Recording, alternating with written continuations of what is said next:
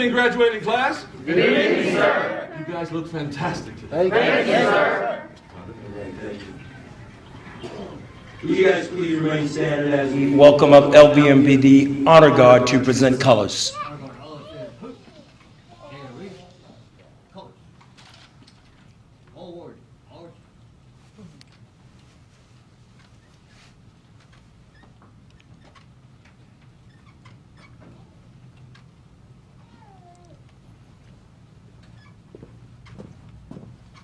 Detail. Hold. Left. Face. Please remain standing and help me welcome from the Nevada State Senate, Senator Melanie Scheibel, to lead us in the Pledge of Allegiance. Present. Hold.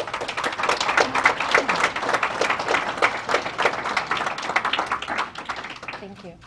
I pledge allegiance to the flag of the United States of America and to the republic for which it stands, one nation, under God, indivisible, with liberty and justice for all. Thank you. Thank you.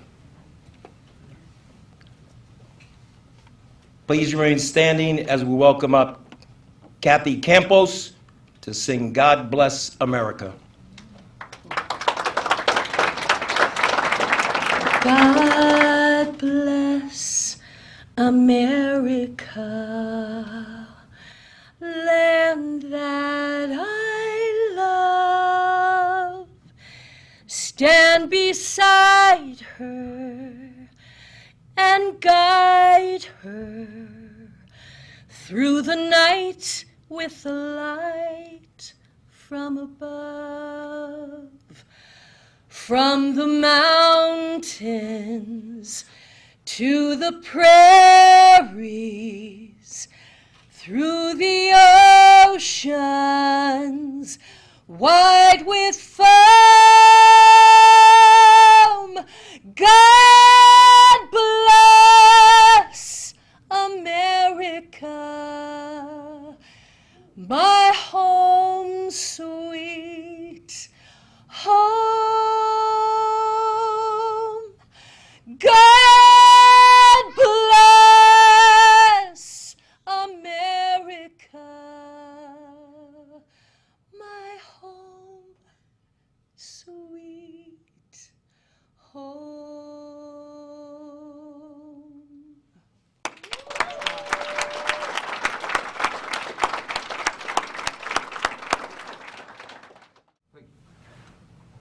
Forward. March.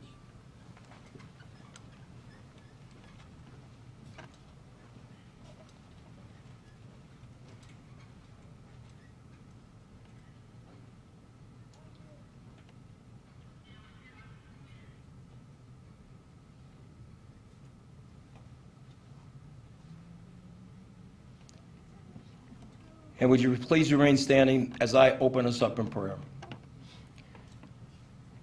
Heavenly Father, we come before you this afternoon in the matchless name of Jesus. God, we want to thank you for this day, first and foremost, for waking us up this morning with you in our mind and you in our heart, God, just giving us another breath of life to live for you. God, we thank you for everything you've done, the things that you do, and everything, God, that your word promises that you will do. Father, we thank you for all the things that has happened in our lives that brought us to this moment as we gather here, God, to just honor the men and women who have made the decision, God, to take advantage of this second chance at life, God. We know that you are the God of second chances, God, and we just ask you to be with us today and be with them as they start this new journey, God.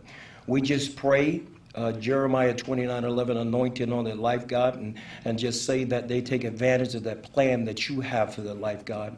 It's a plan to prosper them and not to harm them, Father. It's a plan to give them a hope and give them a future, God. I just make a declaration on this day that every step that they will take from this day forward will be on the path that you put them on, and that their words, their thoughts, and actions will be consistent with that plan that you have for their life. We just love you, we worship you, God, and we pray this prayer in the name of your Son, Jesus Christ, and in his name we say amen. Amen. All right, please be seated. Well, welcome to the October 21 graduation ceremony.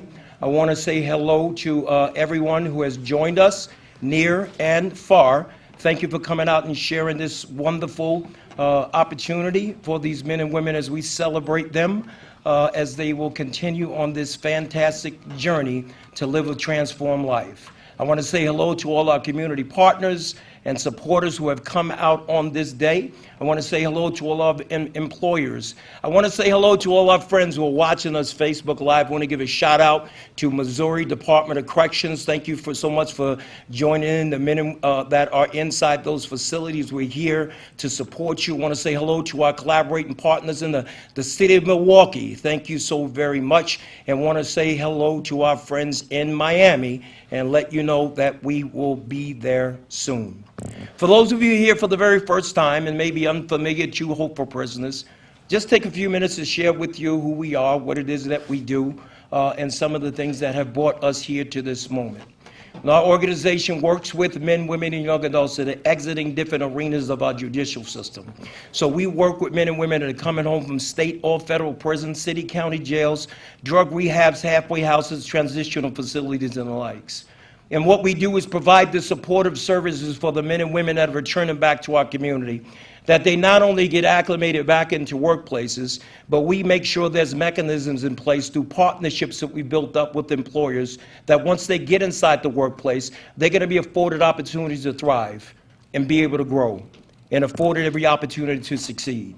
We address the needs for them to get acclimated back in the family, making sure there's a mechanism in place to ensure there's a smooth transition back into the family, because everyone in this room can attest to the fact that if the family life is not right, if the home life is not right, then everything else in the world has a tendency to fall apart. And then on the back end of the process, because there's a long-term, 18-month journey where we walk with people, we want to do everything we possibly can to ensure that we're helping them to be stand-up leaders in the community with an overall goal of never, ever, ever reoffending again. So Hope for Prisoners has been in existence since 2009, and since that time, we've had the great privilege of working with over 4,000 men and women from right here in our local community.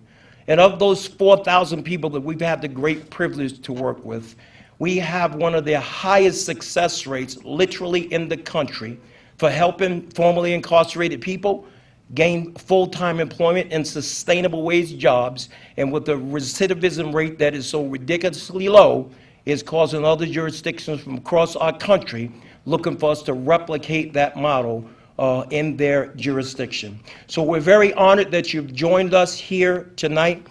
It's going to be an amazing night. You're going to hear some amazing stories from our graduates. You're going to hear a terrific story from an alumni speaker who graduated right here in this room, and now he's coming back and going to share the story of him living out his vivid vision. With the level of success that we have experienced, we could not do that without, our unprecedented partnerships, and many of you are right here in this room. And I just want to take a few minutes to acknowledge, the GEO Group, the Federal Halfway House, and I know the director, Raymond Montez, is here in the room. Would you please stand up, sir? Please give him a big, gigantic hand. Thank you so very much. We could not do that without our working very closely with our Nevada Department of Corrections team, and they're here. Would you guys please stand up so we can just celebrate and acknowledge you? Could not do that without our partnership with Parole and Probation. Would you please stand up and be saluted? Thank you so much. Other law enforcement partners include the Highway Patrol, the City of Las Vegas, and the Las Vegas Metropolitan Police Department. Our friends. We also work very closely with the Clark County District Attorney's Office and have an unprecedented partnership with them to where we do a pre-entry before you get into the prison system. And our goal is to make sure that that person never sees the inside of that Nevada Department of Correction. Could not do that without the support and the vision of our Clark County District Attorney, Mr. Steve Wolfson. Would you please stand up and say hello? I want to give a big shout out to our faith-based partners, and we could not do that without them. And I'm talking about Kenneth Copeland Ministries. I'm talking about Liberty Baptist Church, the Crossing Church, my home church, City Light Church, the International Church of Las Vegas, the Word of Life Christian Center, Bethany Baptist Church, East Vegas Christian Center, Central Christian Church, Life Springs Christian Church, Southwest Prison Ministries, Messages of Faith Ministries, and my fellow chaplains from Chaplaincy, Nevada. Give yourselves a gigantic round of applause.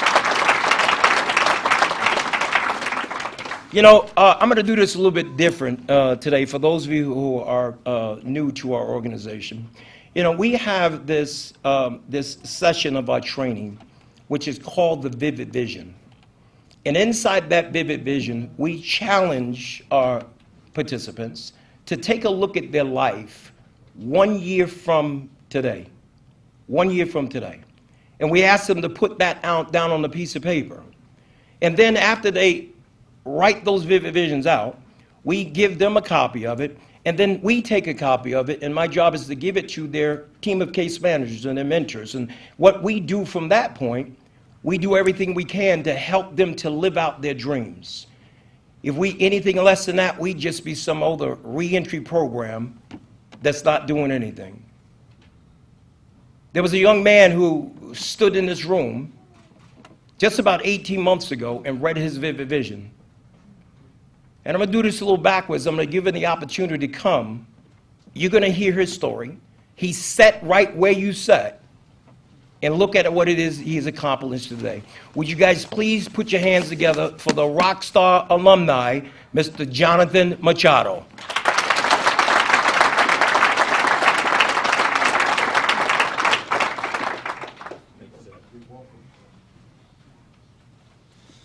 Good afternoon. Appreciate the introduction, John. I'm going to read a little speech I put together.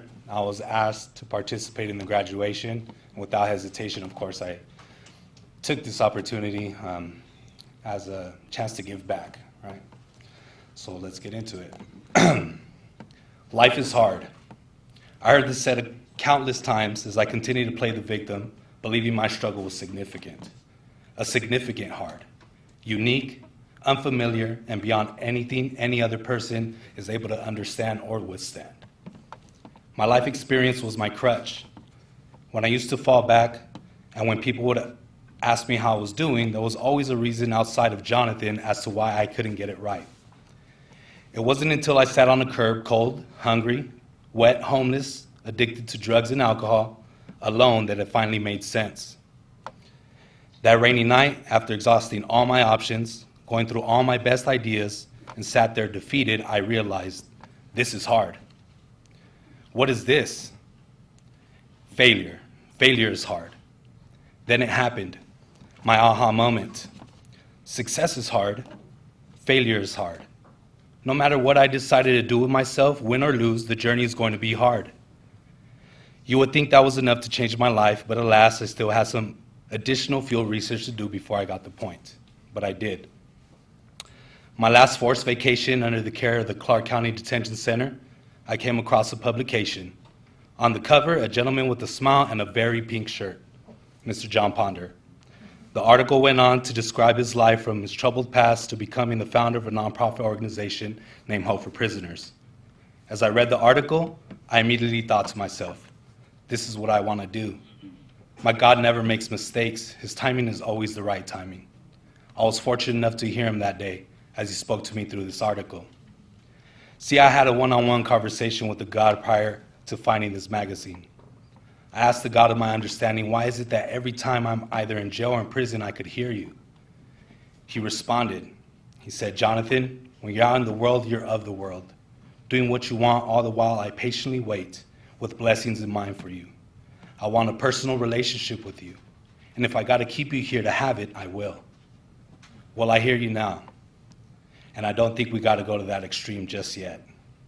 That day, I surrendered my life entirely over to his will. I made a commitment to God and myself that I will only pursue his will for my life and would actively listen when he had something to say. That magazine, that was God talking to me, and I listened. Here's my best description to those unfamiliar with what it's like to acclimate into society after being incarcerated. If you've ever witnessed someone jumping on a treadmill going full speed, what happens? They fall face first. Typically, it's pretty funny, right? But when you're frozen, stuck in a cell or in prison, the world continues to go at its own pace. And without the proper tools, when you get thrown back into this world, you fall flat on your face. To those watching, it may be entertaining. To the man or woman once again face down in the dirt, the families losing one of their own, the children continuing to grow up without the strong male or female presence of their lives, it's a travesty. The leadership and mentorship program at Hope for Prisoners provided me the motivation, support, and resources I needed to jump on that treadmill. And it's still hard. Yet today I don't have to face no challenge alone. Instead, I'm backed with a proven program filled with amazing staff and team members who show up with me, who continuously fight the good fight to change the stigmas associated with ex-felons and opens doors to opportunities otherwise unavailable to someone like myself. Today, I'm an equipment manager for a construction company here in Las Vegas. I'm pursuing my degree in business and partnering my organization with Hope to provide others the ability to achieve their dreams. My words of encouragement to the graduating class is more like a two-part question. How hungry are you? Are you ready for the life that you deserve? Well, congratulations for taking the first step. So join me and all the rest that have done the deal before, and let's go get it. Thank you.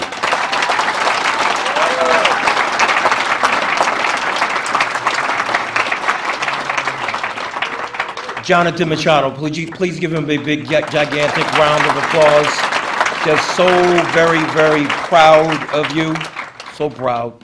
And I just want to encourage the graduates, there's nothing on the inside of Jonathan that's not on the inside of you. We're just looking for the opportunity to tap into that and release you into your destiny. I think we have time for a vivid vision. And see what I really love about those vivid visions, because it challenges people to stop looking in the rearview mirror and then look forward to their future, right? To look forward to their future. And as a mentor and teacher of mine, the great John Maxwell put it like this. He said, if you ever see someone who is just completely hopeless, right? They're just completely hopeless. We see people like this all the time. We pass them on the street just completely hopeless. Hopelessness is just oozing from every fiber of their being. And the reason why they're hopeless is because they cannot see their future. They can't see their future. But when we can help people rise up out of that state of hopelessness and see a future and have faith in a process that right there is obtainable, that's when you find hope in the moment. If you guys please put your hands together for Mr. Christopher Mills.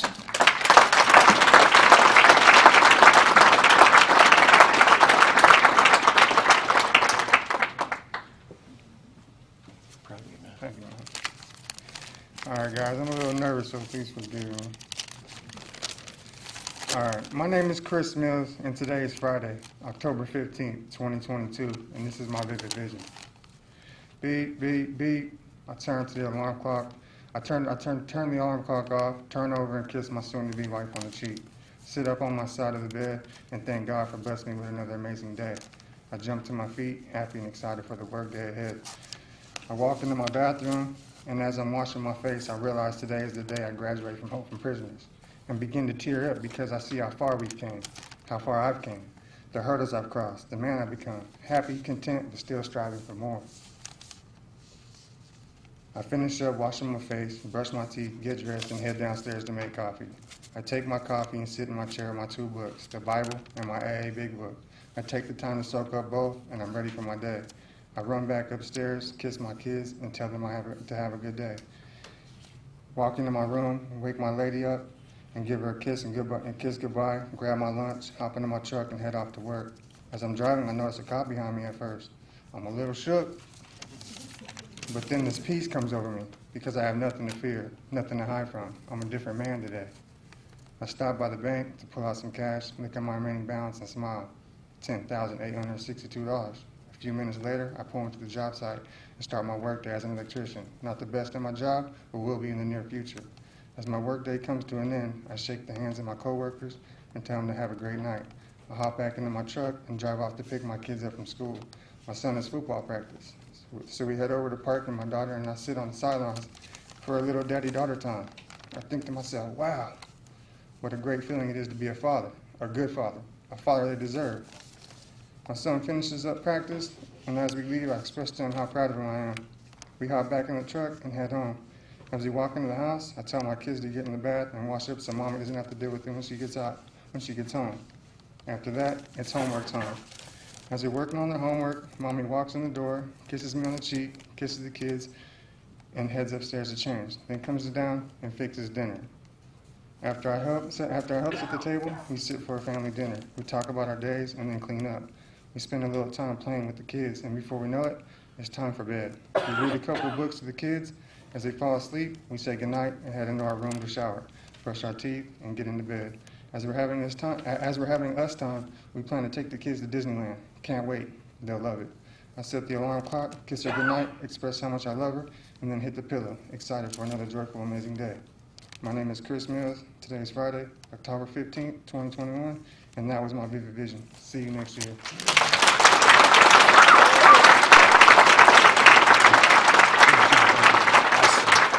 Isn't that just amazing? You know, it really does something to me when I hear people's vivid vision and they start incorporating things about their family, right? You know that family has become the #1 priority. And it's especially exciting to me when people put family first, because if family is truly the #1 priority, then we never do anything that ever jeopardizes being a take away from our family ever again. So very proud of you and looking forward to you walking in that vivid vision. As we make way for our first speaker, I'm going to read through her bio, but I might skip through because she's one of my very dear friends. You know, when we developed this partnership with the Las Vegas Metropolitan Police Department, you know, Captain Roxanne Burke was one of the first group of officers that had participated, and she's still very actively involved to this day. I'm going to read a little bit of her bio, but she has accomplished so much that I might just skip over a few things. Captain Burke was hired on at the Las Vegas Metropolitan Police Department in August of 1995. Roxanne has worked in many facets of LVMPD to include defensive tactics and reality-based trainings, background investigation, undercover operations, internal affairs, and leadership training. Roxanne served as the Safe Strip Commander, encompassing all aspects of the Las Vegas Strip Resort Corridor, as well as leadership over events planning section of LVMPD, commanding such events as New Year's Eve, Electric Daisy Carnival, the Mayweather fight, UFC boxing, music festivals, and numerous major film events throughout the valley. In addition, Roxanne worked closely with and coordinated dignitary visits for the President and Vice President of the United States, as well as large-scale operations for major incidents throughout the valley. Throughout her career, Roxanne has remained passionate about leadership and teaching, and continues her certifications in leadership classes and facilitator training and courses across the United States. As captain, Roxanne has run one of the largest patrol area commands in the Las Vegas Valley and served as the Internal Affairs Commander, led the Office of Human Resources in the Theft Crimes Bureau. She currently serves as captain of the Support Operations Bureau. This bureau encompasses the Laughlin Area Command, Events Planning, Special Investigation, and the Office of Community Engagement. Captain Burke had become involved with Hope for Prisoners in 2012 as a lieutenant and has consistently increased her involvement, both mentoring and teaching within the program. Her passion has been displayed in attendance in multiple conferences to educate other law enforcement agencies across the country about the benefits and the success of Hope for Prisoners, and continues that partnership with LVMPD. If you guys would please put your hands together for, from the Las Vegas Metropolitan Police Department, Captain Roxanne Burke.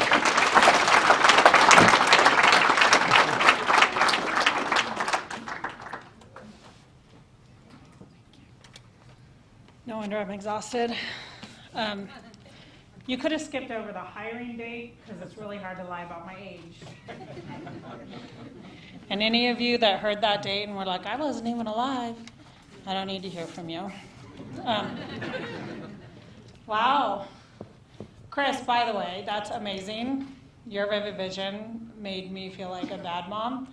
I don't want to spend that much time with my kids. I'm kidding, I do.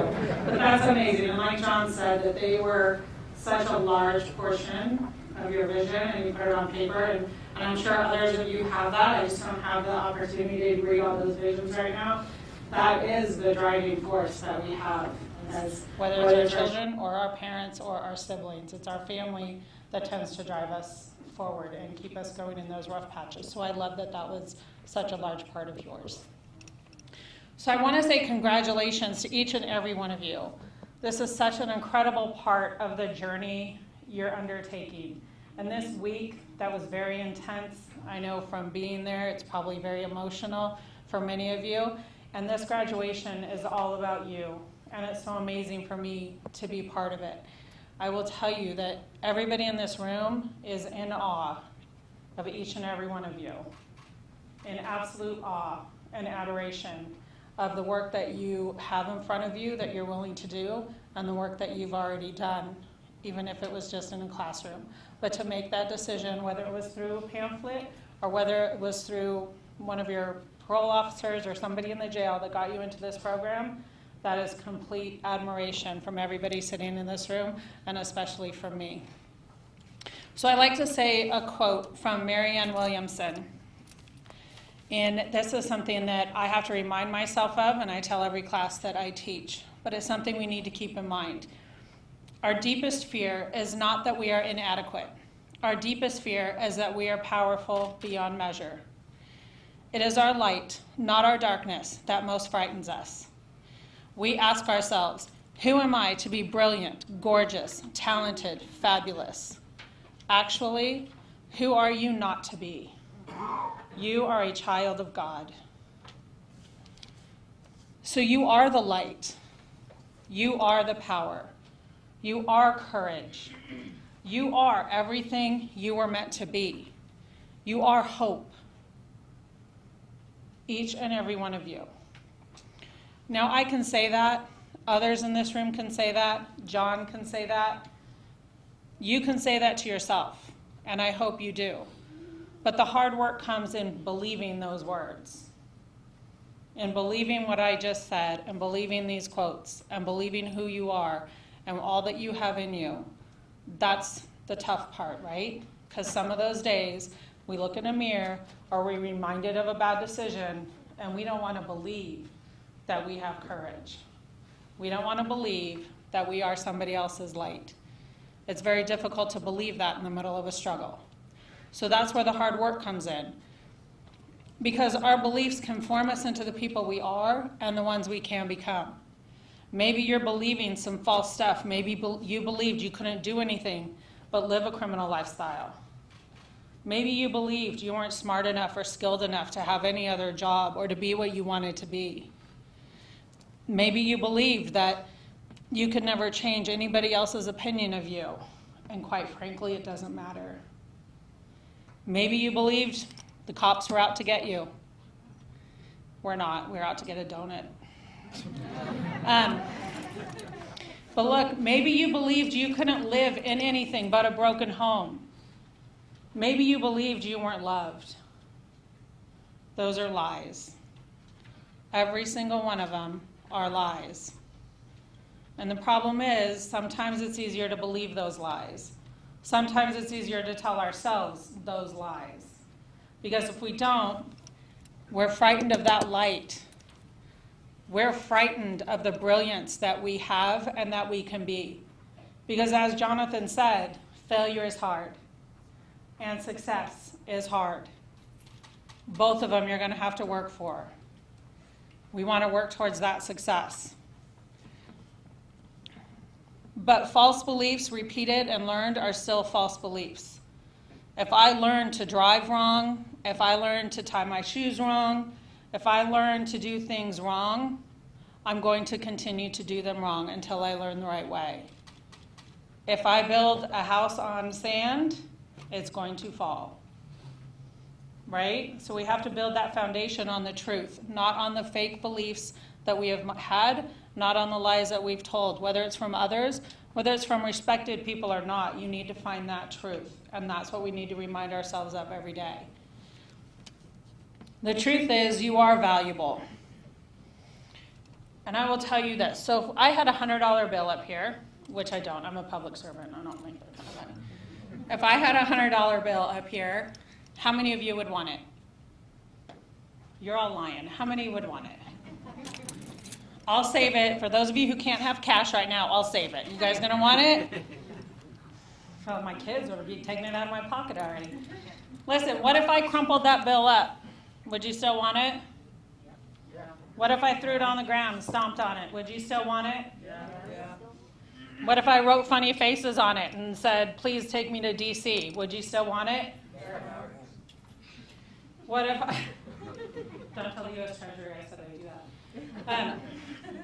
What if I put it in some water and then stuck it in the mud and it got all dirty? Would you still want it? What if I ripped part of it? Would you still want it? Tape it. Look at these people over here. I don't have it. I don't actually have it. So do you still want it? What's it worth? $100. So look, we've been dragged through the mud. Some of us have been written on, some intentionally. Some of us have been torn a little bit. Some of us have been wrinkled and just put through it. You're still worth what you were. Your worth hasn't changed. I don't even like new bills. They stick together and I end up giving somebody too much money. Right? Just like a good pair of jeans, guys, we are just worn in. And now we fit great. Right? Look, just because you've been damaged, just because you've been marked, just because things have happened to you, does not change your value. You were given that value by somebody much bigger than you and much bigger than me. So who are we to believe that that value has changed because of something we did in life?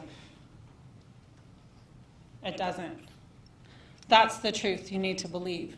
Your value hasn't changed. It is immeasurable, unchangeable, and unstoppable. And that makes you immeasurable and unstoppable. Since we are speaking truth, I recognize that the road ahead is not going to be easy. And I'm sure you recognize that as well. It's going to look a lot like Las Vegas. You're going to run into some construction. You're going to see orange cones. You're going to have traffic, rocky roads, some random person stopping you because they're not doing any work. Right? And it's just going to continue to dissuade you and frustrate you and want to walk everywhere. Right? Those are going to happen. But you know what? They're making things better. And that can't deter us from where we're trying to get. Those speed bumps in the road, those tasks and trials and things that are going to come in front of you, and they will, don't let that dissuade you from getting to where you're supposed to be, from getting to where you want to be. Because you will appreciate getting there much more when you turn around and look at all of the orange cones and traffic flaggers and construction that you went through to get there. Does that make sense? So know that that's the truth. Don't let it dissuade you, and don't let it put those lies back into your head. Because there are going to be times that you don't want to believe the truth. You don't want to believe your value. You want to believe the past.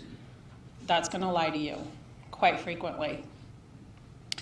Now look around the room. You have this amazing extended family. All of these people, they're staring at you. Don't make it feel uncomfortable.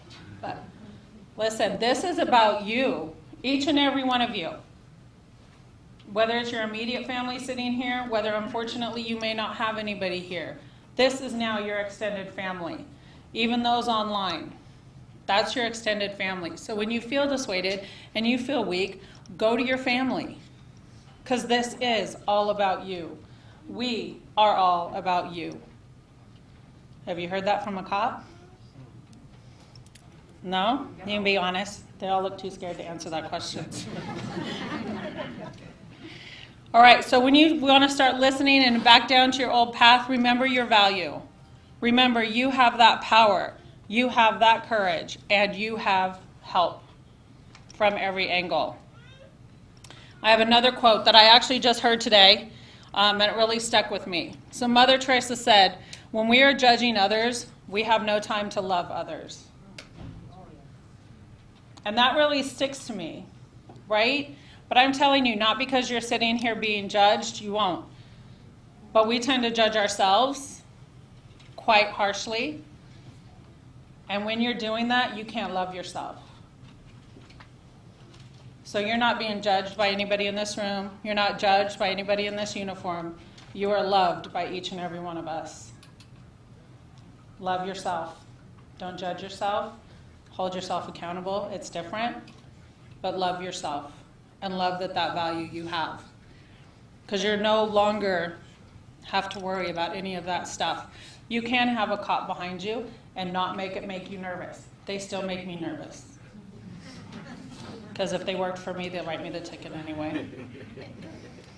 I'm kidding. So listen, guys, other people's opinion,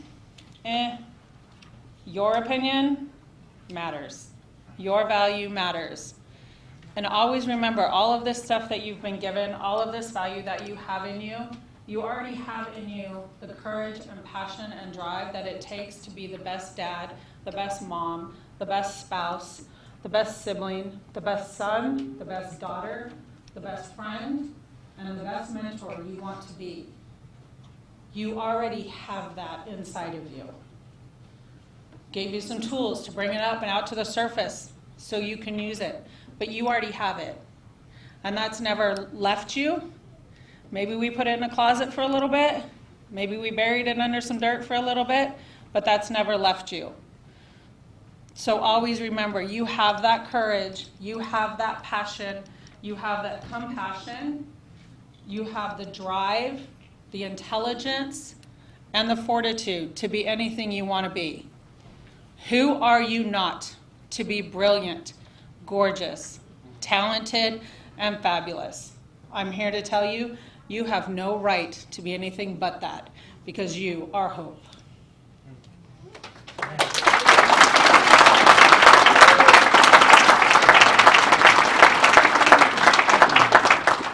Outstanding. Captain Burke, please give her a big, gigantic round of applause.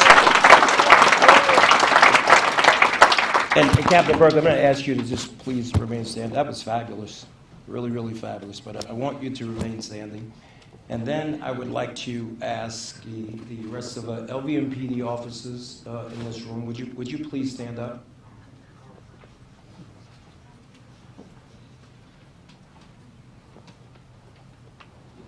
I didn't want to say anything in particular. I just wanted to see if I gave an order and everybody followed. I am just kidding. Hey, listen, I want to just take a time out, and I love to do this every month, because I'm not sure if, or maybe you do, if we all stop and send out a sincere thank you for what you guys do in the community. You know, when we first started putting this law enforcement partnership together, I had the privilege to sit down with the then captain of the Bolton Area Command, Kevin McMahill. And we started talking about different ways that law enforcement can get involved, and how could we come up with creative ways that law enforcement can help people, not only the people who are coming home from prison, not only not ever go back, but what can they do to help people live levels of life that most people only dream of. And you guys have been absolutely phenomenal at that. You guys are the forerunners in this country. And this is why other police departments across the country are looking for us to replicate the model there. So I want to thank you for your service to our community. I want to thank you for getting up every single day, getting out in our community to protect and to serve. And more importantly, thank you for every single day getting up and putting your life on the line. Every day for us. Want to let you know this is appreciated. We recognize it. And just please know, as a community, a reentry community, we're going to do everything we can to make sure that we're praying for you and for your safety for the work that you guys are doing. Thank you so very much. Thank you. Roxanne, you get me all choked up over here. I'm trying to maintain this masculinity. I think we have time for another Vivid Vision at this point. And if you guys would please put your hands together for the amazing future community leader, Nicole Tangway.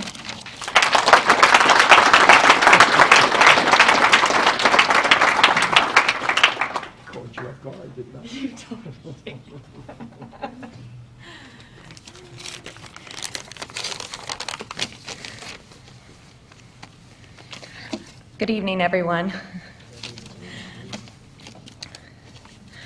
My name is Nicole Tangway, and today is Friday, October 15th, 2022, and this is my vivid vision. I wake up to the sound of my alarm going off. I slowly lift my head off the pillow and reach for my alarm clock. I check the time. It's 4:30 a.m. Although it's still dark outside, I know it's time to start my day. Before I get out of bed, I lay there with my eyes closed and thank God for waking me up. I thank Him for all the blessings He's bestowed upon me, and I ask Him to use me as a vessel today in whatever capacity He sees fit. I proceed to turn on my small overhead lamp and read my daily devotions and Bible reading. Today I'm in 2 Corinthians, and the scripture is 2 Corinthians 5:17.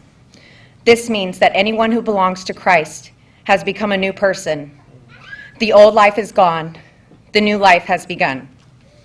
I reflect on this scripture and really meditate on the significance of what this means to me. I can't help but feel an overwhelming sense of gratefulness for the new life I've been given in Christ.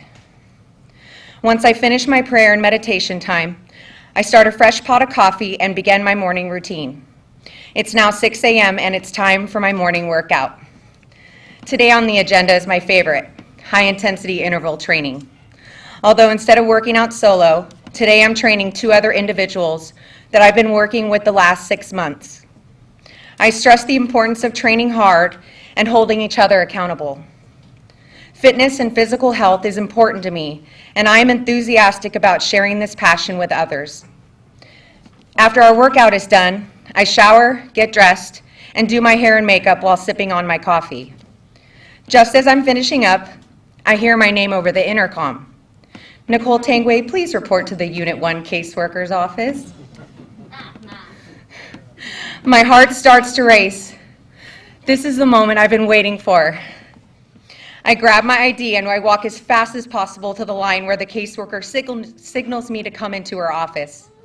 I sit down and she tells me, Tangway, OMD approved your house arrest, and you will have a date to go home in the next 2 weeks.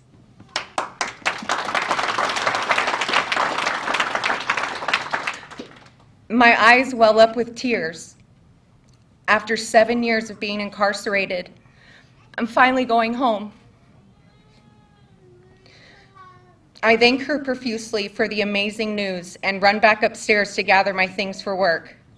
There's not much time to celebrate right now because I have a busy day ahead of me. I check out of Casa Grande and head to my counseling job, working as an intern under one of the Hope for Prisoners counselors, Miss Kimberly Malloy.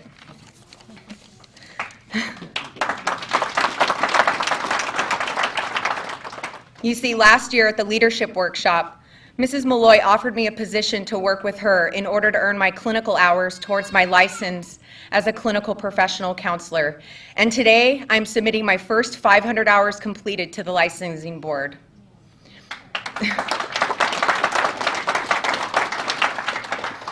As I go throughout the day, I make sure to take a few minutes between clients and pray and meditate in order to recharge. I say a short prayer, just thanking God for the life He's given me to serve others and live out His purpose for my life. After my internship, I head to my night classes at UNLV, where I'm currently finishing up my last semester in the master's program for clinical mental health counseling. I've been working on this degree for the last 3 years, and I'm now getting ready to graduate and start my career in a field that I love, doing what God has called me to do. Tonight, we're doing presentations in class, and mine is on women, trauma, and incarceration. My firsthand knowledge and experience, combined with months of research and preparation, has afforded me the opportunity to share with my cohort the importance of understanding this population and how we, as future counselors, can better address the needs of women coming out of prison, the prison system, in areas such as trauma, addiction, and mental health. After class, my professor calls me over to her desk and commends me on addressing this population that, in her words, is often forgotten about. She asked if I would like to join her at the next American Counseling Association conference in 2023 and present this information to a much larger audience. Of course, I gladly accept, and I'm super overjoyed. You see, my overall vision is to open a wellness center that helps individuals heal both mentally and spiritually, and having the ability to network with such a large audience is a huge step in making this dream become a reality. I head home on the RTC bus and arrive back at Casa Grande just before 11 p.m. It's been a long day, and I'm ready to unwind and get a good night's sleep. I check in, grab my dinner, and head upstairs. After showering, putting on my comfy pajamas and fuzzy socks, I climb into bed and reflect on my life up to this point.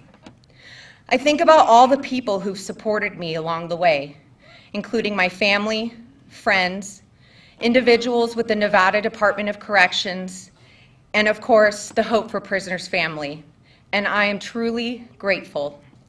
The fact that I was able to earn both a bachelor's and a master's degree and begin working in the counseling field, all while still being incarcerated at Casa Grande,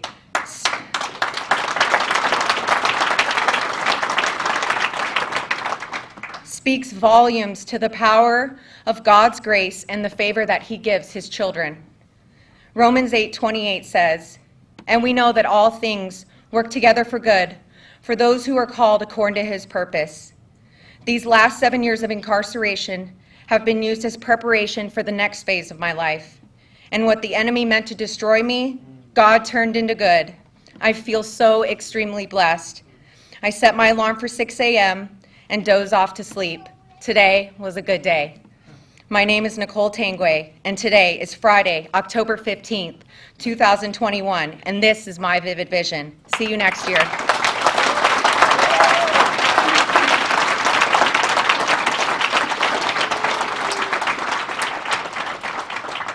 Wasn't that amazing? Was that not amazing? You know, I don't want to miss this opportunity. Senator Schreibel, did you hear that she is still in custody in Nevada Department of Corrections? And because of the partnership and the flexibility of that great partnership that we have with Nevada Department of Corrections, specifically people working in custody. Lieutenant Speaks, would you please stand up, please? And the other members of Casa Grande, would you guys please stand up? We could not do that without you guys. Thank you so very, very much. And Lieutenant, Senator Schreibel, when we have our conversation, I'm going to share with you how we're looking to grow that, not only in Casa Grande, but get them earlier inside Florence McClure and Southern Desert Correctional Facility. And Nicole's so very, very proud of you. Please give her another big, gigantic round of applause. So I'm going to give you an opportunity, because this has been an absolute amazing week. You know, training, right? Introduce you to things that's not only going to be able to help you to get a job, and do everything, train and provide them with those tools to maintain those jobs, because our goal is to change the face of reentry. We want to change what it means to be people coming home from the prison system and truly fighting for a second chance. And the only way we can be able to do that is to help to create a massive amount of people who come home from the prison system, and not only do they never, ever, ever reoffend again, they begin to live levels of life that most people only dream of. So we pride ourselves with going out and getting the best of the best in training with one goal in mind, to help our people to be the absolute best that they can be. I want to have an opportunity to introduce you to our lead trainer, who has been with Hope for Prisoners since day one. And as he tells the story, our very first class was held inside a broom closet where there was literally a broom hanging up in the wall. If you guys please put your hands together for my dear friend from Ketter Development, Mr. Greg Ketter.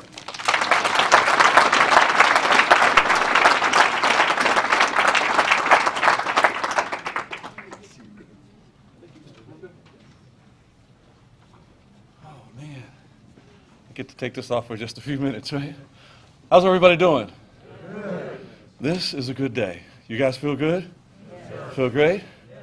Ready to go to work? Yes. You know this is not the end. This is just the beginning, right? Yes. Folks, we had a very intense week. As Captain Roxanne said, this is an intense process. I call her Captain Roxanne because, you know, I feel like I know her. You know, she's not just here doing a cameo.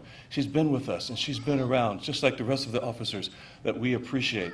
The Las Vegas Metropolitan Police Department. I love that part. And I'd like to also piggyback what Mr. Ponder said. Thank you. Thank you for your service, and thank you for your support. Really quickly, I'd like to acknowledge the team, because even though, you know, I'm up here now, this doesn't happen with one person or just a few people. This is a team, right, John? Team Hope. And, you know, the guys and gals sitting back there along that table, and we're spread out. Would everybody give the Team Hope people a round of applause for putting this together? And it has been an honor to work with you for the last 11 and a half years we've been doing this. And just really quickly, I just want you to understand, give you some perspective as to what we're doing, where we were, where we are, and where we're going. Because if you read the mission statement, and I'll read it, it's very brief. Hope for Prisoners is committed to helping men, women, and young adults successfully re-enter the workforce, their families, and our community. Our vision works towards empowering the formerly incarcerated and their families to create a successful future built on strategic leadership, character development, and by assisting those fighting for second chances. We strive to serve, build, and strengthen our community. See, that's what we're here for. That's your mission as well as our mission. It's about self, it's about your families, it's about our community. And that's why we're doing what we're doing. That's why starting Monday, we're going to roll up our sleeves, drop to our knees, and say, God, please, give me that second chance and allow me to take advantage of that second chance. And we're here for you for the next 18 months. And we want to turn you guys into mentors and community leaders. That's our secret sauce. And you have support. One person said, I don't have anybody here. Yes, you do. We are your family. Isn't that right, guys? Yes, sir. So this week we worked on emotional control, emotional intelligence. Starting next week, we're going to work on limiting or eliminating limiting thoughts. Those thoughts that say, I can't do this, because yes, you can do this. We've been in the business for 11 years now. I know how this ends as long as you stick with the program. Albert Einstein said, superior spirits will always be encountered or challenged by the mediocre mind. And we all have both. We have that mediocre mind that says, I can't do this. I'm not from the right bloodline or whatever. I don't have the education. But we also have that superior spirit of greatness that says, I can do this. And you can do it. I can assure you you can do this, and I can assure you we will walk with you for not just 18 months, but that's going to be the hard part. Then after that, we're going to turn you around, and you're going to go out and you're going to convince other people, other hopefuls, that they can do this too. Because you're not prisoners. You're hope for prisoners. And we're proud of you and we love you. God bless you.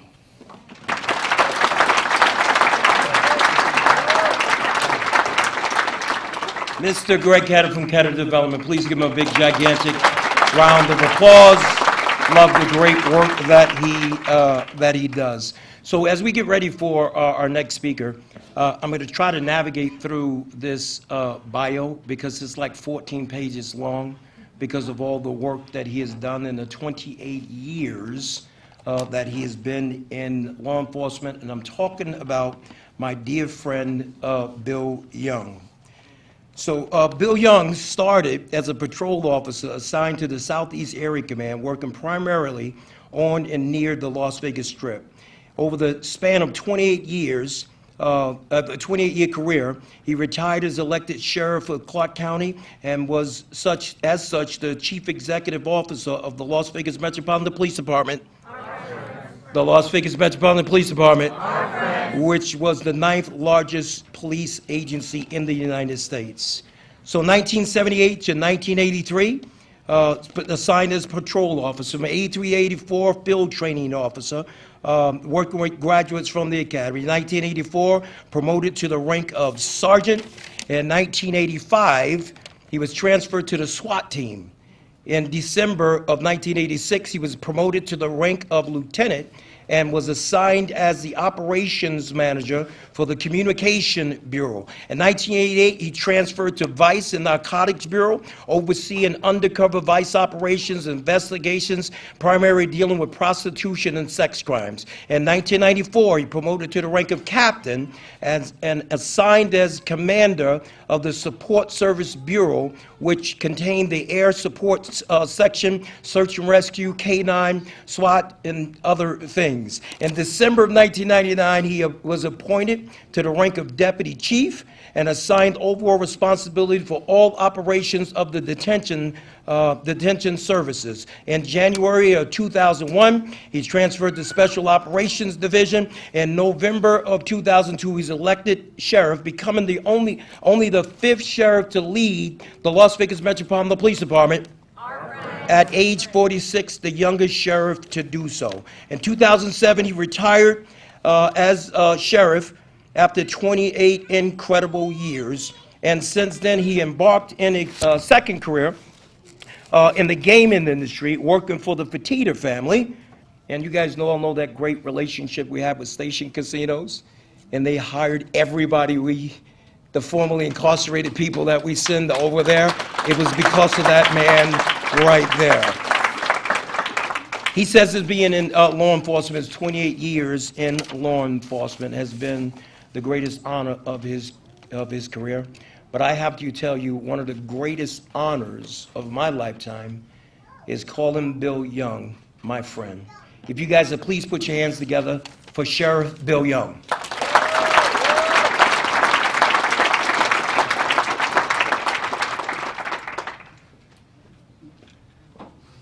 John is way too kind. I was 45 minutes late for the speaking engagement today, which I'm notoriously late all the time, but had a hell of a day. I broke a big tooth off here in the back. I even brought it to show him. And I don't know when that cap was put on, but it was, 30 years ago or something. And my mouth lit on fire. And I mean, the pain from the nerve was so bad, I didn't know what to do. But I said, I ain't gonna miss this thing. So I called my dentist, who's a buddy of mine, a drinking buddy and everything. We've been buddies for 40 years. He was off, of course, but he says, meet me at my office, which is at Sahara and Torrey Pines, and he gave me a big shot in the root here, and I got my tooth in my pocket. I'm gonna go see him tomorrow, and he's gonna put some better glue on that son of a gun this time. Anyway, I'm sure glad I made it, to be able to speak to you for just a minute. I'm not gonna speak too long. It's hard to follow like Greg and Nicole. You're a phenomenal speaker. And congratulations for your accomplishments. I started college, I graduated from Gorman High School in 1974. I didn't get my bachelor's degree until 1988. I think I was one of the longest, and that was continuously going, but I was in 2 classes, 1 class at a time, working graveyard, and then it took me until 2005 to get a master's degree. And you did it in 7 years. That's an amazing accomplishment. Particularly, I can't even begin to think of how hard that was. Congratulations. You're going to be a tremendous success, as you all are. I just want to say a few things about this organization. I got involved with it, 7 or 8 years ago. I had a friend of mine I grew up with that, wheels fell off his life, and he ended up doing some time. He got out of the joint, and first person he came to see was me. I'm Senior Vice President of Security, Surveillance, Compliance, and Risk Management at Station Casinos. Got a real good job, and he needed a job badly, and nobody would talk to him. All his friends that we grew up with, of course, they turned the other way, and they saw him because the onus of prison to some ritzy people around town is just too much for them to bear, and how wrong they are. I said, Mike, let me go talk to Frank. my boss, Frank Fertitta, and say, hey, I want to hire a guy that went to Gorman, and we all went to Gorman, and the Fertittas did too. And I says, he's a good dude. You know, he had a couple of problems come up, and I says, I think we can use him in stations. I have no feeling. And Frank says, Bill, whatever, use your judgment. If you think we can hire people from, you know, and I told him about this organization. He says, let's give it a shot. And I don't know how many we've hired, John, but we went to hiring a lot of people from this organization, and I can tell you we've had very, very few failures. In overwhelming success from all the graduates from the Hope from Prisoners program. And, you know, we've welcomed at Station Casinos, and they turned out to be some of our best team members. And I'm very proud of that. I'm more proud of that than I am about all the stuff about being a cop and, you know, all that stuff. You know, that's just, it was a job. It was the best job in the history of the world, being a police officer here. I grew up in a, you know, a Las Vegas you don't even understand or know. I moved here in 1958, I think, first time, and I grew up and I lived in Green Spot Mobile Home Park, which is still there, believe it or not. It's on Las Vegas Boulevard North, around Civic Center. And I drive through it every once in a while to remind myself where I come from. And my mom and dad, my mom was an immigrant from Italy, my dad worked for the highway department, and we traveled all over the state when, you know, they had a job down here. We were from Fallon, Nevada originally. You know, we lived in a trailer house, and that was our home. And I didn't think anything of it. And I remember the Green Spot Mobile Home Park. I drove through it a couple months ago, and I thought, didn't we have a swimming pool put in there? So I stopped at the office and told the guy that owned it says he vaguely had heard that there had been a pool, and there was one. And I told him where it was, and I remember that I was excited my brother and I were to have that swimming pool there, because it was unheard of to have a swimming pool in the early 60s in Las Vegas at any place that you lived. And it, you know, it was hot, and you know, we had swamp coolers. It was the only type of air conditioning we had in those days. There was no refrigeration. And that pool was a godsend, but they'd covered it up. Our next door neighbor in a trailer park was a guy that had been kicked out of the state of Minnesota for illegal gambling. His wife was from Ireland. She was an Irish woman. My mother was an Italian with a heavy accent. So they hit it off, ultra Catholics. You know, they went to Mass every morning, and most important part of their day. Anyway, this couple, my dad and this guy that he worked in the bar out in front of our trailer park there on Las Vegas Boulevard North, which is something else today, but the building's still there. They used to go fishing down there on the river all the time.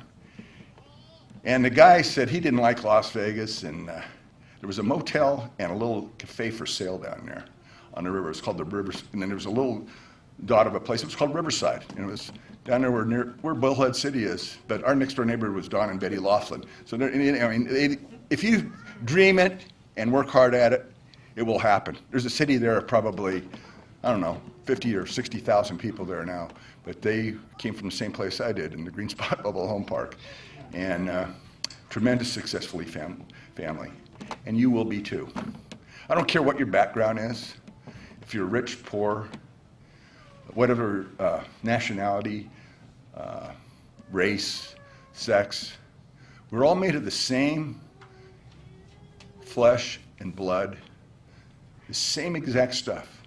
There's none of us that are built any differently, contrary to what some people believe. Now, it may all turn out a little bit different looking, you know, when God puts it together, you know, and, you know, we start walking around on this earth. But we all got the same thing. The most important two things, in my opinion, in us is our brain and our heart. Those two things will carry you a long way. You may have all the physical disabilities and all the other disabilities and problems in life that happen to all of us, wrecked families, alcoholism, drug abuse, injuries, sickness, bad luck. Then there's those that just cruise through and everything's wonderful. But we all have the same exact tools to work with within ourselves. If you think you're gonna rely on somebody, or somebody's gonna give you something in this life, forget it. Those people are usually the biggest failures there are. The only person you can really depend on is yourself first. When you learn to depend on yourself and find that inner strength within you, you can do anything you want. And you become like a magnet to other people who then draw off your strength. And that's how you build a family. I mean, I could tell you that's how it seemed like it worked for me. You know, I met a girl I went to high school with she went to the same high school, Bishop Gorman. She was a little teeny school, it was a Catholic school, my mother being a Nazi Catholic at the time. You know, she just, you know, we had to go to Catholic school, me and my brother. but it's the best thing that ever happened to me because I just fit in there, and the sports was good there. It was a group of people from all over the valley, and I got this. I'm living in a trailer park down there in Northtown. I mean, it's right down the street. You got to look at it. It's not anything you would want to say at Bishop Gorman, which even then was considered kind of a ritzy place to go to school. But I got in there, and I started seeing all the people from Northtown that were at Gorman. And there was several guys from the gym that I worked, played basketball, and I played sports all the time. And, next thing I knew, you're all one. And that's what you got to do. Get back into this society and just be like everybody else. Be a good, hard-working person. And all this will go behind you. All this crap that you've had to go through, because you've had to go through some tough times. I know you would, to get to where you're at. And the other thing is be very, very thankful that you're sitting in this room and you're wearing those blue robes. Not only are they the color of the Los Angeles Dodgers, the greatest baseball team on earth, we're going to be the world champions, but they are also symbols of success. You've got a cap and gown on for a reason. You graduated from something, in my opinion, is the best program in the United States for somebody coming out of a correctional facility, without question. And I've been around this block in this police game for a long time, and I never saw anything. And the reason I'm so passionate about being involved with Hope is it works. If you want it to work, you're fixed. It's all there for you. And this mentorship that we talked about for 18 months, it's real. If you have a bad day or you got a question, things aren't, you call your mentor, they'll be there in a flash, I guarantee you. And they'll talk about it, go have a cup of coffee, you'll work your way through any problem. Forget the old ways. Forget everything else that went wrong. It's all success from here. It's what you make it. But it comes from that inner strength that you have. If you didn't have it, you wouldn't be here. I guarantee you, Ponder would have flipped you out of the program, or you would have never made it in there to begin with. You guys have, you've accomplished something. Be proud of yourselves. Walk out of here with your heads held high. I respect you, and think that you're the cream of the crust of people that are graduating from anything today. This is a tough, tough thing that evolution you've gone from whatever caused you to commit crimes to that whole nightmare of the criminal justice system, to the point where you're incarcerated. Nicole, I guess, was in a joint for 7 years. That's a hard time. Hard time. We in law enforcement know that. The fact that you came out of it on this side, with this and this is where you're at, we're very proud of you, we respect you, and we welcome you back to the rest of the normal working, God, loving society that we are in the United States. Don't blow it. There's no reason to. There's no reason to. You got it right there where you need it. I'll close with this. John said some really nice things about police officers. I believe about half of them myself after working for 28 years. It is a very tough job. I'm just kidding. It is a very hard job. It can be dangerous. It's not the most dangerous job in the world. I got 3 sons. One became a trader. He's a fireman on the Clark County Fire Department. But the other 2 are Metro Police officers. I'm very, very proud of them. To me, it's the greatest job in the history of the world, because you get a chance to go out every day as a police officer and serve your community and do something that's important. It can be important. There's days where you don't do anything important and you're driving around and it's dead or you're bored. I can tell you, every cop in this room at one point or another has those moments in time where you made a difference in somebody's life. You as a civilian have the same opportunities. Find those opportunities on a regular basis to make a difference in somebody's life in a positive way. And it'll make you feel so strong, and people will look up to you. You don't have to make a big deal about it. You just start doing it as a way of business. Lend a helping hand. You see somebody struggling with something, throw in, pitch in to help. Offer them, go have a cup of coffee and talk things over. Give them $10 if they need it. Kick them in the ass if they need it. Do what needs to be done for the people around you. Become a center of influence, because you have become one with a lot of us. we look at you as a real role model of how bad things can get, and you can work your way out of it and come out on a good end. And I'm very, very proud to be here to say a few words of encouragement to you. If there's anything I can ever do, I'm easy to find. Any station casinos you walk in, and you say, "Where's Bill Young?" They'll say, "Well, he's down at the corporate building," but you might be able to find him, and they'll put you through to me on I got a phone, I answer it, and anything I can ever do to help you. Go out there and kick some butt. Go Dodgers. Thank you very much.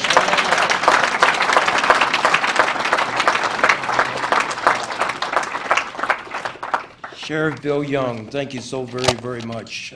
Again, not only is he a great friend, but a former board member who is going to recycle back on the board.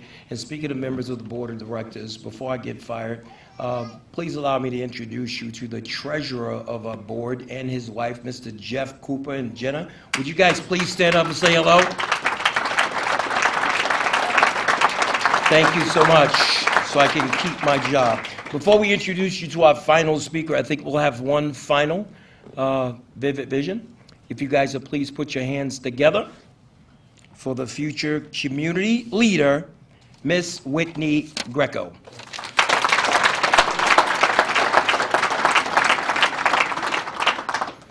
Get him.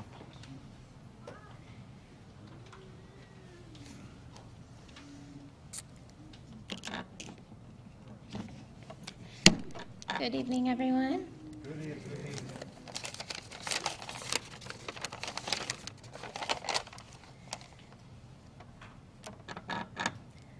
My name is Whitney Greco, and today is Friday, October 15th, 2022, and this is my vivid vision. I wake up at 5 a.m. in the grace of my own bed, physically wrapped up in the warmth of my soft down comforter, while being emotionally wrapped up in the feelings of peace, contentment, and love. I can feel my excitement for the day radiating within me as I sit in bed for the next 10 minutes meditating on the many things that I am thankful for these days. I am also feeling a tad bit exhausted because I was up pretty late the night before creating products with my best friend to fill the many orders that recently came in for our upcoming skincare line that is currently getting a lot of attention, which sells fresh, homemade, 100% natural and organic bath and beauty products. I was also finalizing my business model with my investors for the health food cafe that I am soon planning on opening. So I had a pretty late but productive night, to say the least. When I get done meditating, I head into my kitchen and make my daily super green smoothie while going over the final edits to the article on nutrition that I'm writing for Shape magazine, before jogging over to the local fitness studio where I'm teaching a morning yoga and Pilates class. I chose to jog there because I'm training for the next Boston Marathon and want to get a good time. After leading an empowering class, I pick it home to get ready to go to class at UNLV, where I'm a student in my last semester of my Bachelor's of Arts degree in Communications with a minor in Journalism and Media Studies, focusing on PR and marketing. I also just recently got accepted into UNLV's Masters of Communication program, where I plan to focus on mass communication in the health, fitness, and beauty industries. After a cerebral class, I leave UNLV and go to my internship with Lululemon's Communication and Marketing Department, where I just got offered a full-time position upon graduating. I finally make my way home after an exhilarating day and walk into an aroma of pumpkin spice and chocolate chip cookies flowing through the air, where I find my living room filled with the laughter and love of all of my close friends and family, who are gleaming with excitement and anticipation to finally get to decorate the house for Halloween with me for my first holiday home in over 5 years. I feel the rush of so many emotions overpowering me right then, feelings of pure joy and happiness, of love and gratitude, of sincere warmth and security. I feel complete for the first time in years. Before I head to bed for the night, I go over my speech for the next day, where I'm talking to a local high school about driving under the influence, driving safety, and my own personal journey to help prevent others from making the same mistakes as me, and hopefully saving thousands of lives in the process.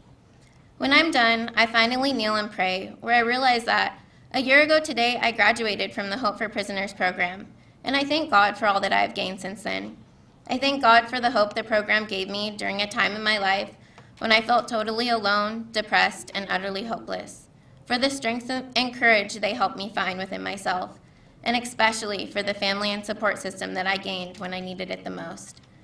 I look back on my life today, and instead of feeling like a failure where my mistakes define me like I did a year ago, I feel empowered, limitless, inspired, and a part of something bigger than myself. I now know and understand that I am not who I was yesterday, let alone a year ago. And although I am not perfect and will stumble and fall and make many more mistakes in life, I now know that I am not defined by those mistakes, and I will always rise up with a stronger, wiser character. I will always be in the positive ebb and flow of life, changing, growing, and learning, becoming a better person as every day passes. I now know that I am finally running headfirst into the future that I've always dreamed of, where I know that I will always be free. Free to be successful, free to love, free to dream, grow, and accomplish anything I allow myself to. My name is Whitney Greco, and today is Friday, October 15th, 2021, and this is my vivid vision. See you next year.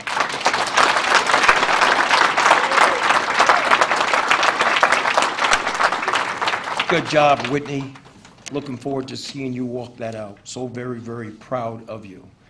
I'm going to introduce you to our final speaker, our last but not least, and I don't even look at her, and I want to tell you that she is probably one of the greatest leaders, servant leaders, that I have ever known. We're talking about Dr. Tiffany Tyler Gardner. And her personal and professional achievements reveal a servant leader's committed to transforming the conditions that impact children and families. Currently serving as the executive directors of the Children's Advocacy Alliance, plus in a 23-year plus child policy advocacy organization.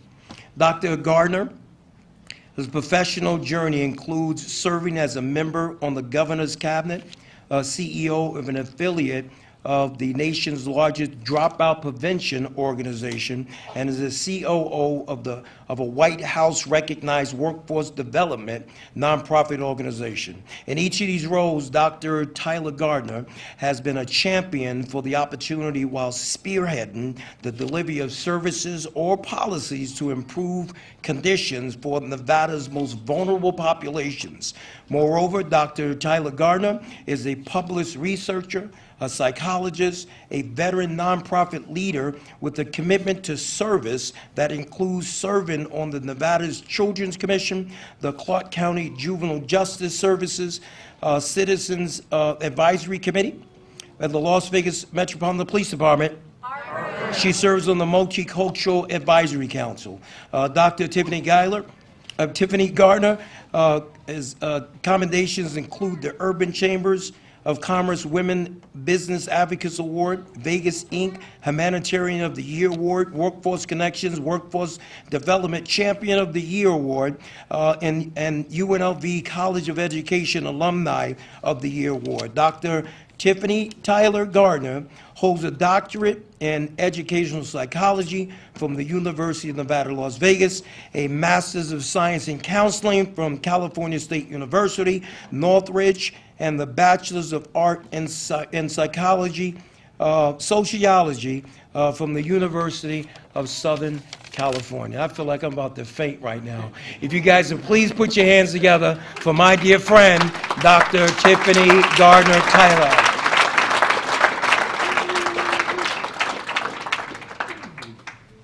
Hey, good evening. Let me try that again and say it from this place. Today is a good evening. You are gathered here and you have made it to the next bold step in your life. So let me say that again with you. Good evening. Good evening. All right. Tonight I want to talk to you about two things. One, the power of this moment and the journey. If you're like me, maybe you have found yourself on some trips, right?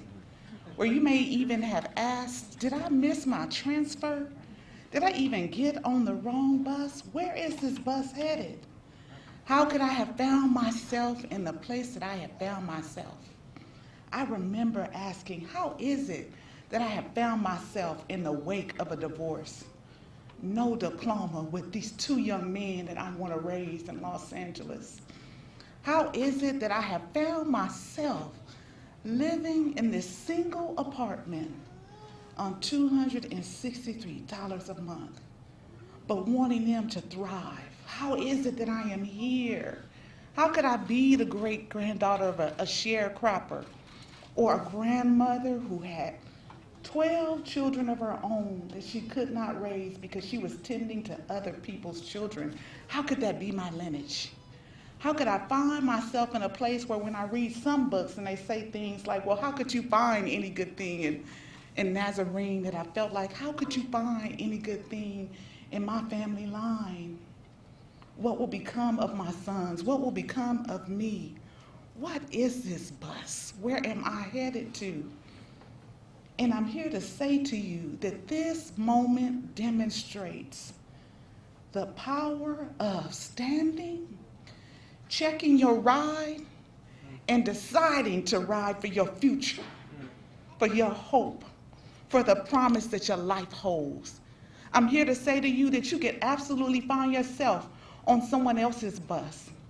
I found myself on the bus of the grief of my father's absence, the grief of my mother's pain as she raised children alone, the grief of an entire line of members in my family who had grown up in a segregated South and began to live down to the beliefs that they could not be any more than in service to others.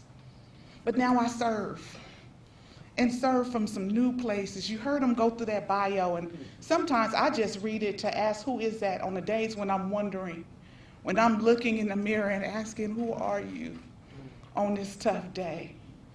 I say that to say to you, as you stand in this moment, the power of it is that you have already began writing a new story for your life. One that, should you embrace it and decide to ride, will take you to places that you could not have ever imagined for yourself, but not only for you, for your families. And I say that not only as someone who was actually a former high school dropout, who in the wake of a violent assault in the parking lot of my summer job, found myself violated and in every way, not only physically, but emotionally heartbroken, wondering what it said about me, that my value could be treated in this way. How could someone crumble me or tear me in this ways? And what would I be left to be able to carry if this was my stance or plight or only way to move forward? What would become of me? I'm here to say to you that you can absolutely find yourself on someone else's bus, whether it's your parents' pain or the pains that you see across the society, and absolutely begin to drive the bus. And not just drive it for yourself, but literally drive others into promise. Stop at some places that you never thought could be along the route, even after taking some U-turns, or having to use GPS to kind of reroute, like, oops, I think that was the wrong turn, or I had to exit at a place that I never had on the itinerary. So I say to you tonight, thank you. Thank you for all the ways that you are affirming for us that it's possible to live on and ride into something new. So on the days when we might find ourselves hopeless or wondering what will become of our future as a society, your accomplished tonight is a testament to not only the possibilities, but what happens when we ride. When we ride together, when we have the courage to live our journey and ask, how might I use it to help someone else create their own roadmap?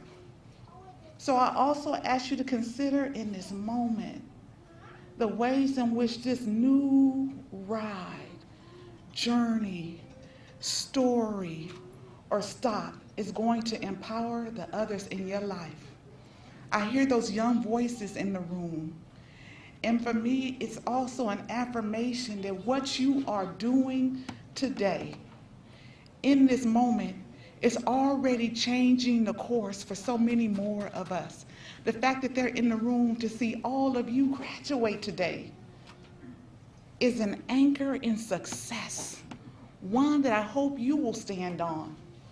And so tonight, as I talk about the journey, I want you to just take a moment to not only think about your vivid vision. I also want you to think about the power of this vision. The fact that this man found himself in a place, at a crossroad, and now where is he? in this moment with you, and that you will equally go on to create opportunities for others, to not only give us hope, and not just prisoners, right? But all of us hope. Because you say to us in this moment that it is possible to face challenge and overcome in some ways that you could have ever dreamed for yourself. So tonight I want to say to you, not only is this a good evening, or today is a good day, I want to say to you, embrace everything that you've heard tonight. Whether it was, don't be afraid of your brilliance or light, embrace it. Because a part of that passage says that in doing so, you empower others to do it. Not only embracing the fact that it's going to be tough either way. It's tough failing and it's tough succeeding. Choose the one that moves you forward. Even this notion of, did you know I could absolutely begin somewhere in a place like North Las Vegas, in that trailer park, with all of the connotations that people have with that, literally be in classrooms with people of wealth with that experience, and then go on not only to lead an agency, but to even go into corporate and do it at that level. So I say that to even remind you that it's not even a matter of where you start. Can you hear me say that? That it's not about the beginning or even the middle. It's about staying in the bus and driving it in the places that you want to go, the places that move you forward. And if you will stand in that truth, that you are worth it, that you are able, and that you have the ability to not only change your life, but those around you, the children that will see you, your spouses and your family members, that there are great possibilities ahead, not only for you, but for all of us, because we are one community. Your life matters to me. Your life matters to us. And so tonight I say thank you again for what you have done in this moment, and I implore you to continue. I implore you to continue to ride for your dreams, drive the bus. And then when you have made it to your destination and mapped out a course, go back and bring others along. Can you promise me that?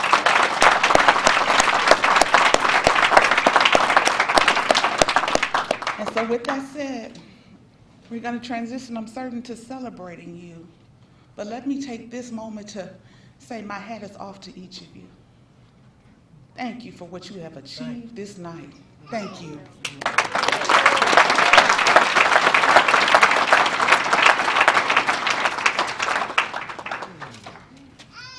Thank you so much, Dr.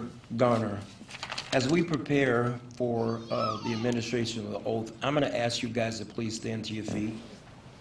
And we are so very, very grateful that we have the Honorable Jasmine Lily Spells here from the 8th Judicial District Court to administer our oath. It kind of speaks volumes to the character of a judge who will get to the end of a very busy week.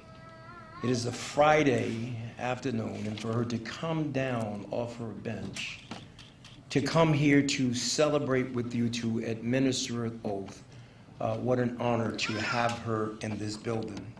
And Judge Jasmine Lily Spells presides over the District Court Department 23, where she handles a split docket of civil and criminal cases. In the courtroom, Judge Lily Spells strives to have a courtroom where respect, equal access to justice, and a listening ear and balanced ruling are a commonplace. Prior to taking the bench in Department 23, Judge Lily Spells served the Clark County Public Defender's Office for over a decade, protecting our constitutional rights. Judge Lily Spells is passionate about children and really dedicated to our community. She volunteered as a court-appointed special advocate, advocating for abuse and neglected children.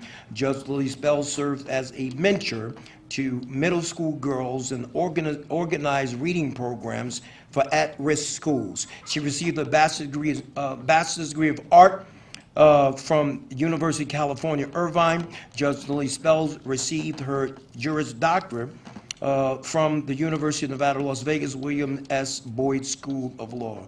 Judge Lily Spells is the wife of a Navy veteran and a mom of 4, and she enjoys reading and dancing. So as I invite her up, I'm going to take the liberty to ask you guys to do me just one thing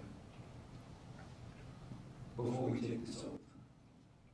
What I want you guys to do is I want you to take your hands and I want you to extend them right out in front of you. Like that. Extend them out in front of you. Take your hands and extend them out in front of you. Now what I want you to do is I want you to fix your eyes into the palm of your hands. Look down into the palms of your hands. And what I want you to do is, as your gaze is fixed in the palm of your hand, look at the lines that are in the palm of your hands. And I want you to imagine, if you will, as you're looking at the palms of your hand, that those lines represent things in your past that you're not proud of. Look at them. They represent things in your past that you're ashamed of. They represent things in your past that you just wish you could take a gigantic eraser and make it disappear. Look at them, the lines in your hands. They represent an addiction that you may have been battling. They may represent back and forth into the Clark County Detention Center. It might represent, those lines in the hand may represent getting on the chain and going up to Smiley Road or High Desert, getting processed through the fish tank. Again, look at them, the lines in your hand. They may represent you going into the Clark County Detention Center in that packed little holding cell and grabbing that toilet paper and getting up underneath there and using that toilet paper as a pillow. Look at them. They represent things in your past that you're not proud of. Now what I want you to do is I want you to take your hands and I want you to put them right up in front of your face. Lift them up in front of your face. And look at those lines. Those are the things I'm not proud of, the things that I'm ashamed of, the things that I just wish you could go away. They represent things in my past that are unfavorable. Now, with your hands right up in front of your face, can you see me? No, sir. With your hands in front of your face, can you see me? No, sir. With your hands in front of your face, can you see me? No, sir. Well, neither can you see your future with your past in your face. Hands down. So,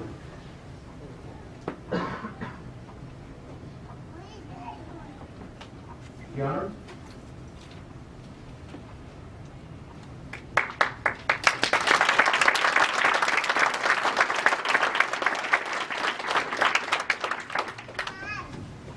Good evening. Good evening. It is a blessing to be here this evening with all of you. Before I do the oath, I just want to say something to you. To Sean Allen, I'm very proud of you. Steve Alvarado, I'm proud of you. Laura Catania, I'm proud of you. Stephen Coley, I'm proud of you. Gemma Davis, I'm proud of you. James Delaney, I'm proud of you. Christopher Del Pozo, I'm proud of you. Nicholas Evans, I'm proud of you. Jairo Garcia, I'm proud of you. Desiree Germany, I'm proud of you.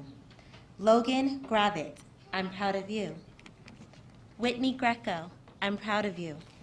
Patrick Heath, I'm proud of you. Jeffrey Hirsch, I'm proud of you. Cole Houghton, I'm proud of you. Preston Jakes, I'm proud of you.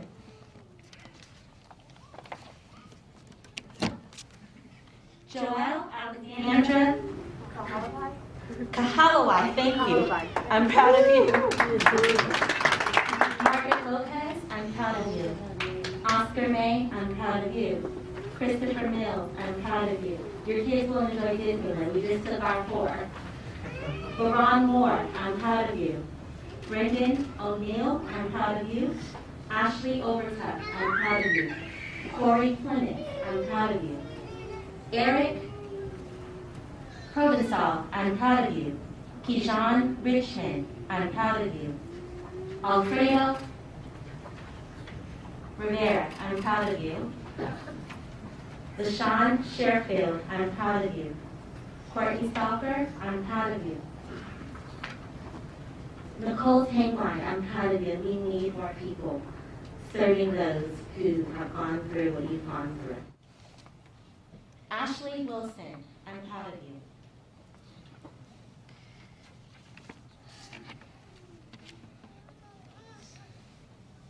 You guys are going to repeat after me as we administer the oath, and you get to step into a new future for yourself. Raise your right hand. I state your name. Hereby declare an oath. In the presence of family, my friends, and all those present. That I will fully embrace. This opportunity. For a new life. From this day forward. I will strive to. Be productive. Law-abiding member. Of my community. Be a person of honor. And integrity. Be a person who sets. Positive examples. For those around me. I will strive for all these things. As I am. A person of value. A person who takes responsibility. You guys gotta say it like you mean it. A person with self-respect. Who respects others. I will look toward the future. Having learned from my past. My determined purpose. From this point forward. Is to make the rest of my life. The best of my life. So help me God. Congratulations.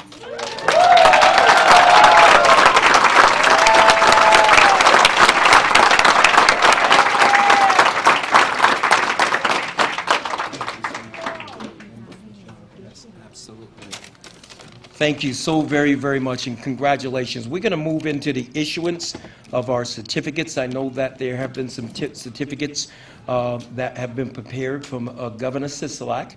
I know Senator Catherine Cortez Masto, Senator Congresswoman Dina Titus, and a bunch of other people. Secretary of State Sagafsky. So as I call up your name, if you guys will please come on up and receive your certificates. And I'm going to ask my team and the speakers to please come on up and join me.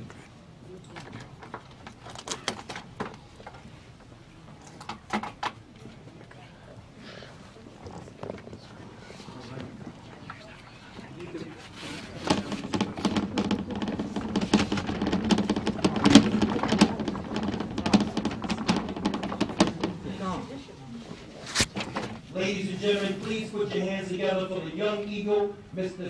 Tashawn Allen.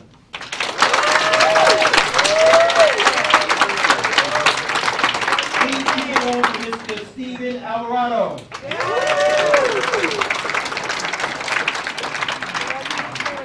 Miss Laura Quintanilla.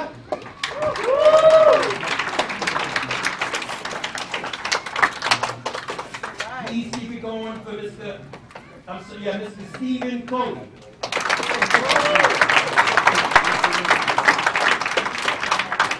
Miss Gemma Davis.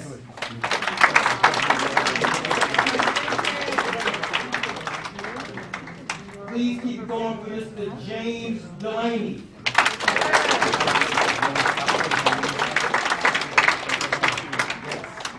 Mr. Christopher De La Posa.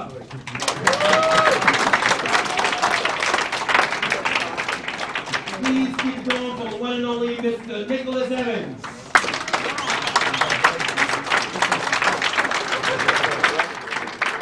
please keep it going, Mr. Jairo Garcia.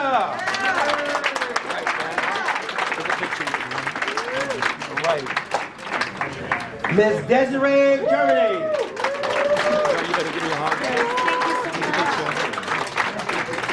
You're welcome, thank you.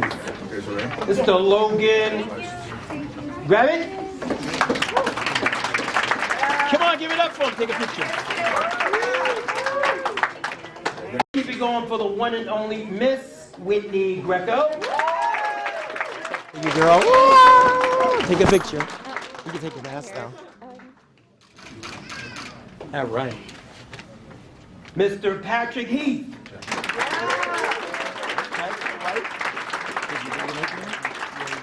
Good deal, man. All right. Mr. Jeffrey Hirsch. Take a picture. Let's keep it going for Mr. Cole Halton.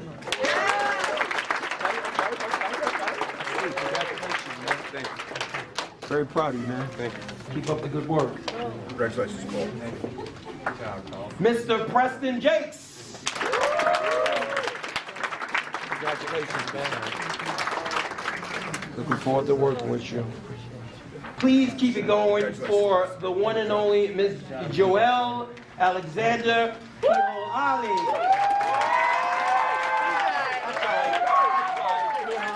Take a picture. You can take your mask down. There we go. Miss Margaret Lopez. Congratulations. Take a picture. Let's please keep it going for Mr. Oscar May. Looking forward to working with you, man. Stay close, let's close. The one and only Mr. Christopher Mills.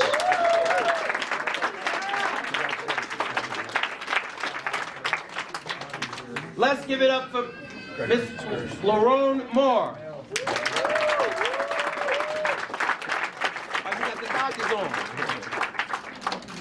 Look at his face, man. I see that. Good man. Mr. Brandon O'Neill.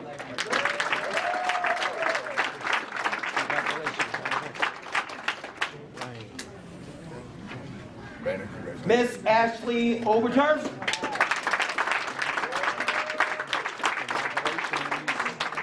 Let's take a picture. Very proud of you. Keep up the good work. Congratulations. Corey Philman. Congratulations. Take a picture. Congratulations, Corey. Please keep it going for Mr. Eric Provinsko.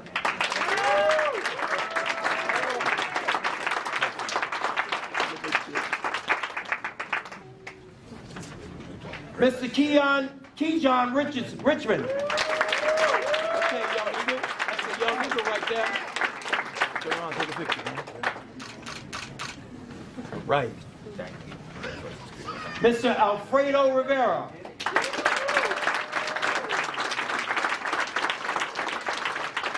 Congratulations, man. Proud of you. Dios te bendiga. Congratulations, Alfredo. Miss LaShawn Sherfield.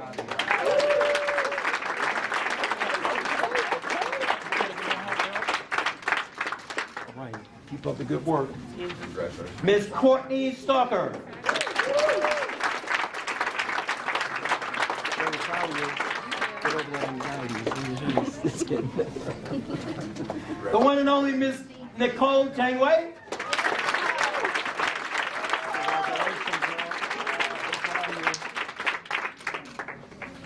And last but not least, Congratulations. Miss Ashley Wilson. Please give it up.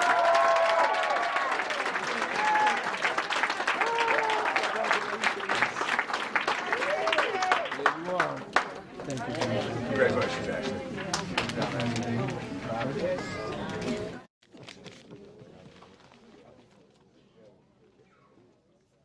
Ladies and gentlemen, please give it up for the October 2021 graduating class.